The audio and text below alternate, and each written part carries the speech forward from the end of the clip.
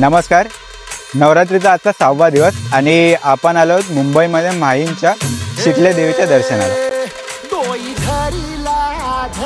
मुंबईच्या माहीम येथे स्थित असलेले श्री शीतला देवीची ख्याती खूप दूरवर पसरलेली आहे. हे मंदिर जवळपास 300 वर्षे जुने असून याची स्थापना 1879 साली केली गेली आहे. या मंदिर परिसरात आल्यावर आपल्याला सर्व देवी देवतांचे दर्शन घेता येते. मंदिर परिसरात श्री शांतादुर्गा, तीनमुखी महाकाली, खोकला देवी, श्री हनुमान मंदिर, शिव मंदिर, श्री गणेश मंदिर, श्री विठ्ठल रुक्मिणी मंदिर, श्री साईबाबा मंदिर आणि श्री स्वामी समर्थ मंदिर अशी सर्व मंदिरे स्थित आहेत.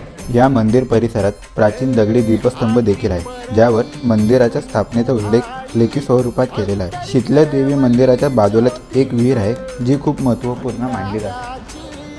माझं नाव शिरीष म्हात्रे. मी इकडचा एक छोटा पुजारी आहे. खूपशे पुजारी त्यातला मी एक.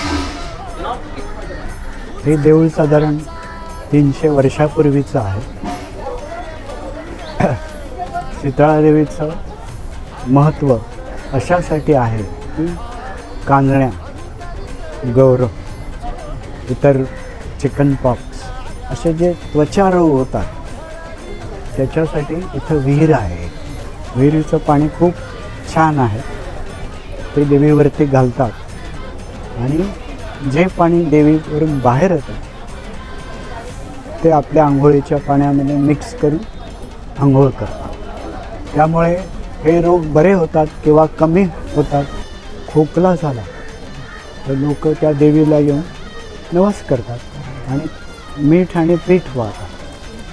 पीठ आणि मीठ असं सर्वांची श्रद्धा आहे की खोकला बरा होतो.